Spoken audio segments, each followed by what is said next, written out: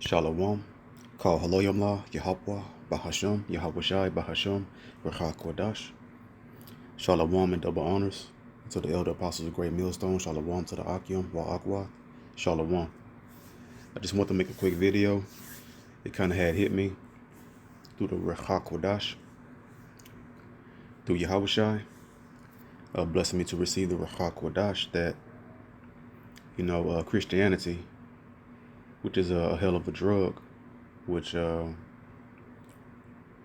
polluted the minds of the Israelites, chiefly so-called blacks, Hispanics, Native American Indians, and then also all the inhabitants of the earth, all the heathen under Satan, under Esau, Edom, the so-called white man, and what they teach. It hit me here, like, what they say to come up against the Israelite pure holy doctrine that Yahushua brought and gave to the Israelites, the apostles, and then the elect in the last days, the hopeful elect. And the Great Awakening is that they say they always, Christianity's one of Christianity's big main bullets. They got like one or two bullets. The first one, their biggest bullet, is John 3:16, saying for God so loved the world, to try to graft in all of the unclean heathen into the one clean vine, the Israelite vine, that is the root that's rooted through Yahushua. So, and it hit me. I'm like, okay, well, if they use this verse here, and the other main bullet, I think this might be the second main bullet they have, is this Galatians 3:28. They always quote, "There's neither Jew nor Greek," and they say that to try to debunk the truth of the scriptures that only Israel will be saved with salvation to be in the kingdom of heaven, ruling forever, right? So they say there's neither Jew nor Greek. Let's go ahead and just read it real quick. Galatians 3:28. There is neither Jew nor Greek. There is neither bond nor free. There is neither male nor female, for ye are all one, and Hamashiach Yahushua. So, it's Christianity. They broad stroke everything. Everything is confusion, just like Babylon the Great. Babel means confusion, and Christianity is confusion. Everybody just talk and run their mouth, and they quote scripture, they misapply it, they improperly apply it, and it's a complete sham of a satanic doctrine. So the key is that the first phrase, there is neither Jew nor Greek, and it's comical. It's a joke. It's laughable because they don't have. You have to understand the history to be able to know what's going on in these times, 2,000 years ago. So neither Jew nor Greek. So they use the Greeks as a umbrella blanket for all the nations on the earth. There's only one Greek nation, and that's the so-called white man, the Edomites. Their first world superpower began in around 331 BC with Alexander the so-called Great. That was the beginning of their world. Their first world superpower came way down the line in 331 BC, about 2,500 years ago now, because they were insignificant until that point, and they first time ever ruling over the earth as the world superpower was 331 BC, and they finally came into power. They were just lowlifes and servants and very insignificant until that point.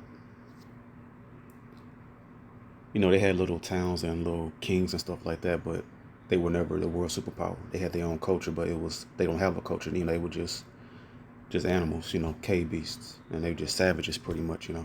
They still are, but anyways, I can go down a hole talking about them, but so I just want to make this video quick. But if they use this verse to say there's neither Jew, which represents the Israelites, nor Greek, which represents all heathen nations, well then they must the same must be applied to Romans 9:13. Let's get that. So Romans 9:13, as it is written. Where is it is written? In the Old Testament. Let's get that real quick. Malachi 1:3, I believe. Yeah. Excuse me. We'll start at verse 2. I have loved you, saith the Lord Yahweh, Hashem Yahushai. Yet ye say, wherein hast thou loved us? Was not Esau Jacob's brother? Because we was in the womb. We're biological twins, brothers in the womb of Rebekah. But two manner of people was in her womb. One people stronger than the other. We're stronger than the so-called white race. And you could just look at sports to get that context. Just on a real quick level. But saith the Lord Yahweh, Hashem Yahushai, yet I loved Jacob. Who is Jacob? Jacob's name became Israel, the father of the 12 tribes of Israel. So Yahweh loves the Israelites. Verse 3, and I hated Esau. Who's Esau? So-called white man, Esau Edom, the Edomites, so-called white race. I did a video. You can search in my timeline. The video is titled A Brief History of Esau, breaking down Esau's history, how he became the white man, and the paper trail through the scriptures and history of how he became, of who the so-called white man is today, Esau Edom. And I hated Esau and laid his mountains and his heritage waste for the dragons of the wilderness. He doesn't have a heritage. His heritage is spoiled and rotten. So that's where it's saying here in Romans 9:13, as it is written, in that verse right there, in Malachi 1, 2, and 3. So we'll go back to Romans again. So Romans 9:13, as it is written, Jacob have I loved. Who is Jacob? The Israelites, 12 tribes of Israel. But Esau have I hated, so-called white race. So Galatians 3:28, if they use this verse to try to graft in the heathen with the Israelites to bless them with salvation as well, then see, in verse 28, there is neither Jew nor Greek. Then you must apply the same principle and flawed logic to Romans 9:13. If as it is written, Jacob have I loved, Jacob representing the Israelites. There is neither Jew, which represented the Israelites in Galatians 3:28, but Esau have I hated. And then there is neither Jew nor Greek, which they said the Greeks represent all the nations to be saved now. Well, then the Most High said he loved the Israelites here, but Esau have I hated. Well, then now Esau, you must apply Esau and blanket all the other heathen nations as well now. You can't have it both ways. You can't try to justify and try to graft in all heathen nations on the earth with the Israelites in one verse and one precept, and then jump over it, but then totally ignore the the hardcore fact of the Most High hating Esau over here. So which one is it? That's a contradiction. The scriptures don't contradict itself. Wicked Satanists and blasphemers and profound heretics confuse the scriptures and make it contradict. You can't take one, and they also try to take one precept to cut another precept. They try to use the Bible to cut the Bible. You can't do that.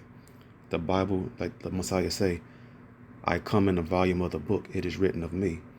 So if the Messiah came in the volume of the book, there's no way, then it's a contradiction. You can't, and their doctrine is contradicting when they jump around in the scriptures and through their evil, wicked doctrine, use precepts to contradict each other. But like my last video, the Bible is like the Thor hammer.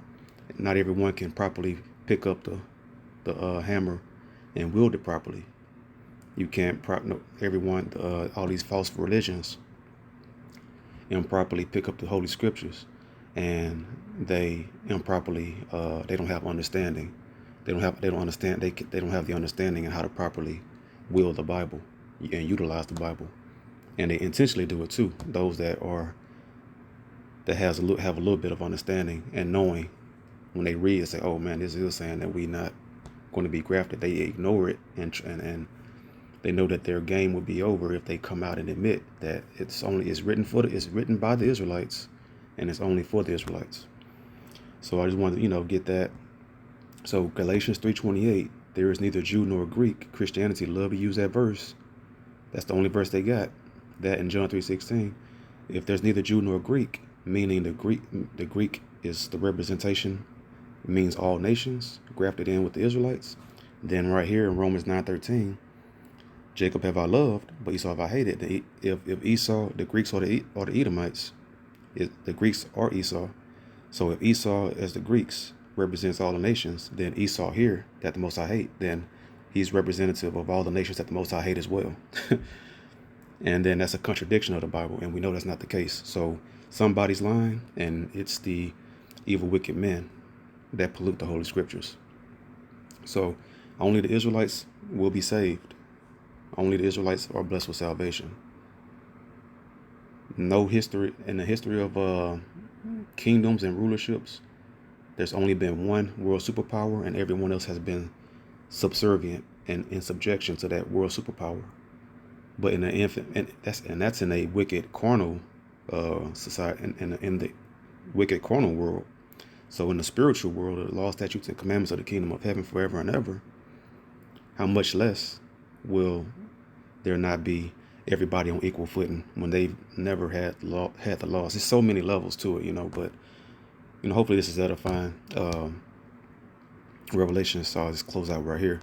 Revelations 21:12, and had a wall great and high, and had 12 gates, and at the gates 12 angels, and names written thereon, which are the names of the 12 tribes of the children of Israel. So this is giving you a bird's eye view of what the kingdom is going to be, of who's going to be ruling, and who's going to be at the top. And that's the 12 tribes of the nation of Israel. It didn't mention all the heathen. It didn't say it had more than 12 gates. 12 gates for the 12 sons, the 12 tribes of Israel. It didn't have however many other nations it is, just say 18 gates, 12 for Israel, and then the Lord didn't name off gates for each other nation's name, So only the Israelites is going to rule forever and ever under Yahweh and his commandments, and the king that will be the physical representation of the Almighty Yahweh Shai, and then King David, the apostles, the 144,000, govern cream of the cream of the 1/3 of the Israelites, and then the rest of the 1/3 body, and then ultimately all Israel will come back into the kingdom of heaven, come in the kingdom of heaven through the loins of the 1/3, and the heathen will be in subjection perpetually. So with that being said, I hope this, just real quick to recap it again. Christianity, they say there's neither Jew nor Greek, meaning there's neither Israelites nor Greek, aka all heathen nations. We're all going to be one with salvation. Well, then Romans 9:13 applies the same principle that they have, their same flawed principle, and the Edomite and Esau, as it is written, Jacob have I loved, the Israelites, and Esau have I hated. Esau represents all the nations then, so the most I hate. So that's a direct contradiction. So we know what the true, those that know the true understanding on that. So with that being said, I hope this video was edifying. The waters of the Almighty for blessing me with the Rachak Kodash through Yahweh Shai. To the next video, I say, Shalom.